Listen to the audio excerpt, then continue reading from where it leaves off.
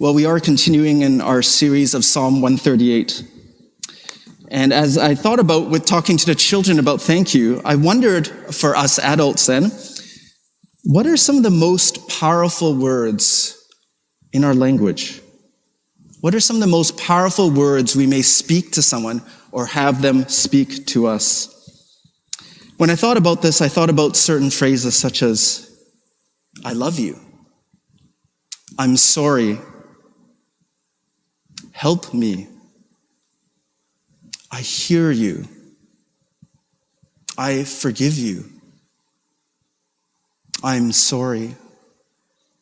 Sometimes simply two words can pack so much meaning and emotion. But unfortunately, there are equally bad words that are incredibly powerful as well. I hate you. Thanks for nothing. I'll never forgive you.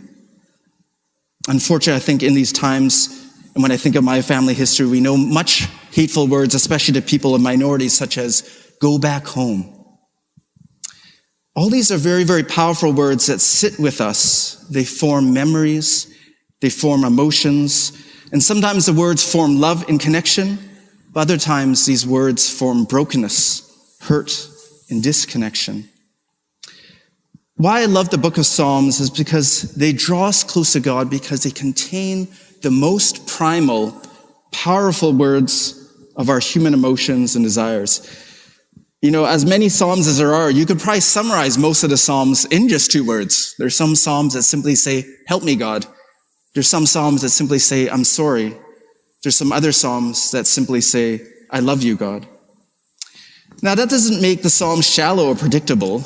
In fact, I think what it means is the Psalms can truly resonate with our deepest emotions and the daily rhythms of our life, whether ups and downs. And similarly, I think our worship service, you could summarize many of our prayers as simply, that prayer is saying, help me. That prayer is saying, thank you. That prayer is saying, I'm sorry. And later on, we do say a sort of a collective, I'm sorry, and then we get to hear God's wonderful, I forgive you. Well, today's psalm uses, I think, some of those most powerful words and thinks of them simply in terms of praise and gratitude. And much of the words of this psalm actually contain the words, thank you. Thank you. And so we've looked at all sorts of different psalms over the summer. And if I had to describe this one, it is simply a psalm of thanksgiving. And you might not think the words thank you are actually very powerful. I think partly is because as a kid, we're all taught to say it. Mind your P's and Q's. Say your pleases and your thank yous. And maybe more often than we would like, we're told you should be thankful. Has anyone else heard this before?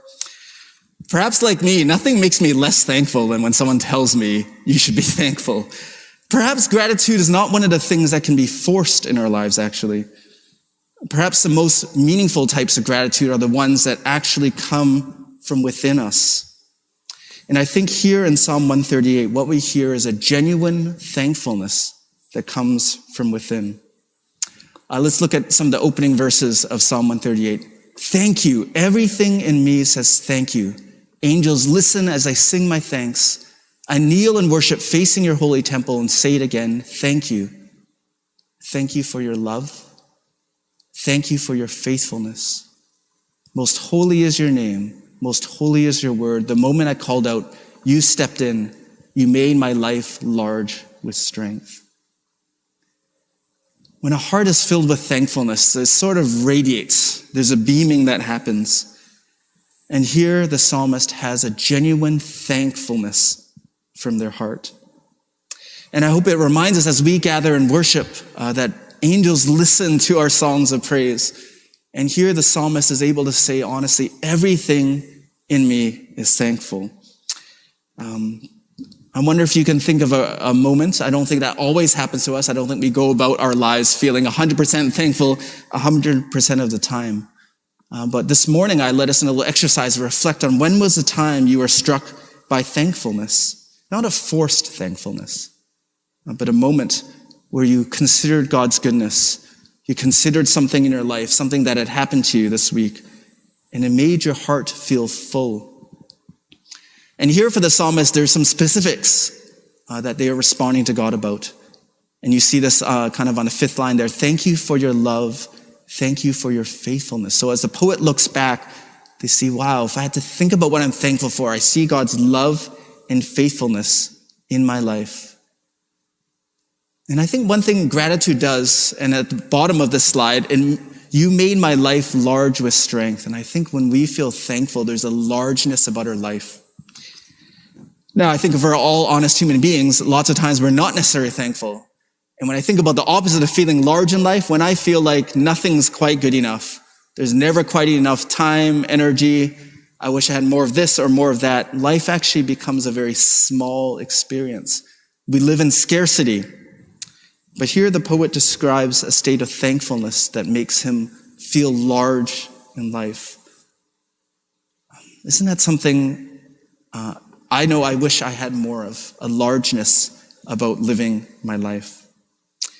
Well, let's continue and see, how does the psalmist come to gratitude?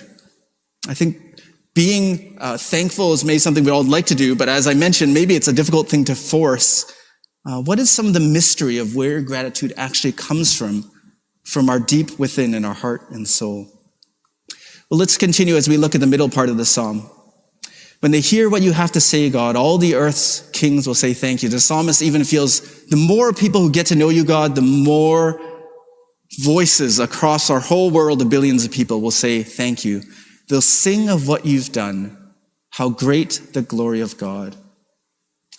And so the psalmist, even at that time, not very many people worshiped God at that time, but the psalmist had a picture of the world coming to know who God is, his love and faithfulness, and somehow coming to a place of gratitude and praise. Gratitude and praise. We're going to think about how praise and gratitude, in fact, go together. But what is the source of the psalmist's praise? I think we see a bit of the climax of the psalm here in verse 6. And here's why. God high above sees far below. No matter the distance, he knows everything about us. What is the source of the psalmist's praise? Is a sense that God knows him or her. To be known by God. Do you know you are known by God this morning? Every day, every moment, every emotion, every moment of laughter, and every tear we may shed. I was reflecting on this, and right now in my Bible reading, I've been reading in the book of Jeremiah, and there's a verse very similar to this, where God speaks to Jeremiah and says, before I shaped you in the womb, I knew all about you. Before you saw the light of day, I had holy plans for you. A prophet to the nations, that's what I had in mind for you. And Jeremiah is about to receive this call in his life, and God says, you know what? I knew this before you were even born. I had plans for you. I had something special for your life before you're even aware. Do you think of God in this way? As one who has known you before you managed to wake up this morning, come here, a God who knew you before that. Pastor Eugene Peterson has helped me reflect deeply on this idea of being known. So I want to read a portion of one of his books. Before it ever crossed our minds that God might be important, God singled us out as important. Before we were formed in the womb, God knew us. We are known before we know. We enter a world we didn't create. We grow into a life already provided for us. We arrive in a complex of relationships with other wills and destinies that are already in full operation before we are introduced. My identity does not begin when I begin to understand myself. There's something previous to what I think about myself, and it is what God thinks of me. That means that everything I think and feel is by nature a response, and the one to whom I respond is God. I can't put it any better than that. That all the thoughts we often have swirling in our head, our assessment of the world, our assessment of ourselves, is merely a response. We did not speak first. We did not move first. So I thought about my challenges with gratitude, and I have many challenges with living a life of praise and gratitude, it made me think about the many ways I'm often self-obsessed. I'm constantly inward looking at myself, assessing my world, my options, my so-called success. And I think part of the mystery of gratitude is when we do that, it will prevent us from praise or thanksgiving because our eyes are on the wrong place. And how easy is it for our eyes to become obsessed and captivated merely on what we can see, what we can assess, in our own insecurities. Part of the poet's secret to gratitude, I'm convinced, is being known by God. God high above, the one who created the universe, hung the stars in the sky. He knows everything about me. About a month and a half ago, I shared about the life of Julian of Norwich. And I said, this is someone we should be looking up to. This was a saint who lived in the 1300s, lived through pandemics and wars, saw countless people die and suffer. But somehow, as she thought about God's goodness and who God was, she was able to write these words that have lasted for centuries and centuries. All shall be well, and all manner of thing shall be well. This is someone who knows that God knows everything her life was going to hold, and that God is aware of our world with its dysfunction and brokenness. And God was there in the beginning. He makes the first move. God is still in control. He has loved us before we knew and known us before anything else. And this is part of the poet's secret to gratitude. But gratitude isn't something that just looks backwards. I think gratitude is something that is ongoing. Gratitude does not stay still, as I might put it. And when I look at now, if we turn to the end of the psalm, we think about what happens here. When I walk into the thick of trouble, keep me alive in the angry turmoil. With one hand, strike my foes. With your other hand, save me. Finish what you started in me, God. Your love is eternal. Don't quit on me now. What a great phrase that Eugene puts in this translation, saying to God, God, don't quit on me now. What's interesting is in this last third of the psalmist actually switches to a very active voice, almost an imperative, if you guys think of your grammar. Rather than looking back at what God did, yes, God, you loved me, you are faithful. Now the psalmist says to God, hey, you, keep me alive, strike my foes, save me, finish what you started on me, don't quit on me now. As much as the psalmist may be grateful for all that's happened in their past, the psalmist says to God, God, I need you now though. Still, I'm in trouble. I need you to keep me alive. I need you to strike my foes and save me. I need you to not quit on me now. Well, how should we as Christians read this? More than 2,000 years after this poem was written. I think we can reflect on the cross as a source of our gratitude and thanksgiving as well. And later on, as we come to the table, remember the great sacrifice of Jesus. When we were in trouble and caught in our sin, Jesus came for us. And with one hand nailed to the cross, he in fact did strike down our foes of evil, despair, and death. And with the other hand nailed to the cross, it's as if Jesus reaches out to us to save us in the midst of whatever we are going through. And when we are scared that God will give up on us, and we say, God, finish what you started, it is Jesus on the cross who said, it is finished. The great task is done. And so as Christians, whenever we read the Psalms, we're able to do something that the psalmist wasn't able to do, was to think about how did Jesus make this psalm come even more to life for you and I. Well, I've talked about gratitude, and my hope for us is not a shallow gratitude. And I think the last thing you should hear from me this morning is, you better be thankful. As I said, I don't think that works very well.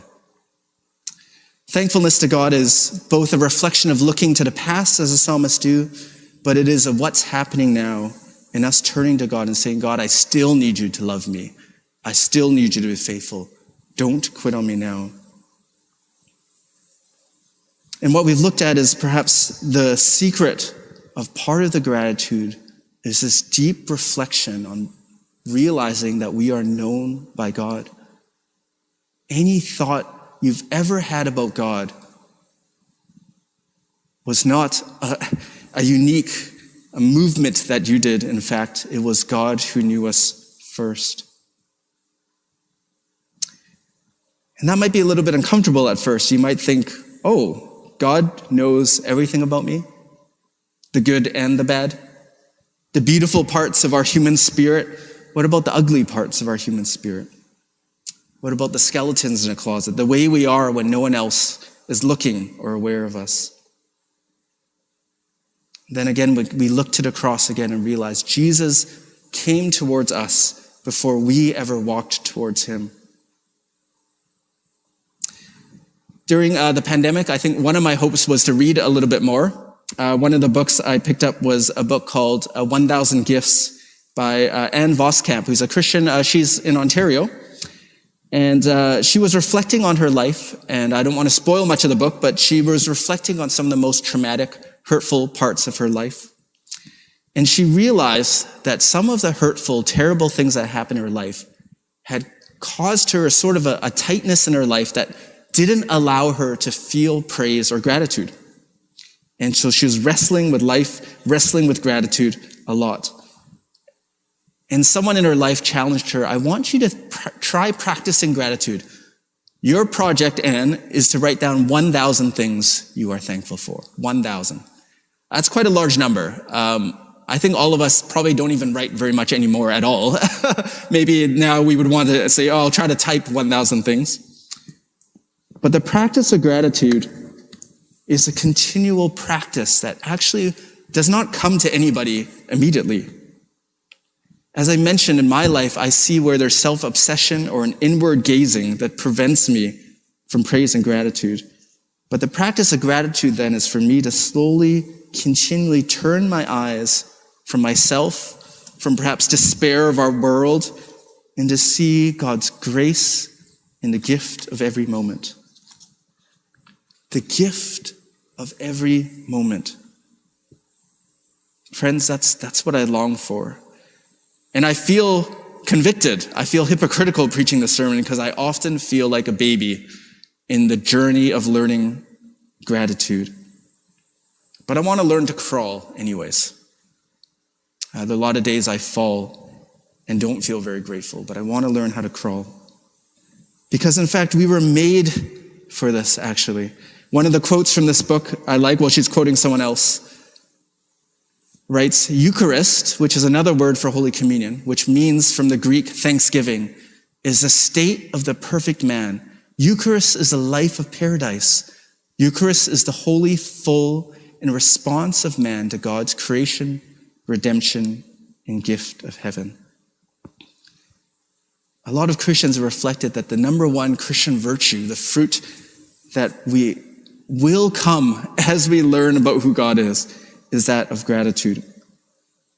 And so I want to challenge us. I'm not going to ask you to show up with 1,000 lists, but one of the things I've sometimes done in my life is in my journals to write down 10 things a day that I feel grateful for. Small or big, maybe it was a word someone told to me, a nice meal, the way the sun hits the cloud at sunset. We've had some wonderful sunsets these last few days. A sense of God. And then we realize gratitude becomes our response.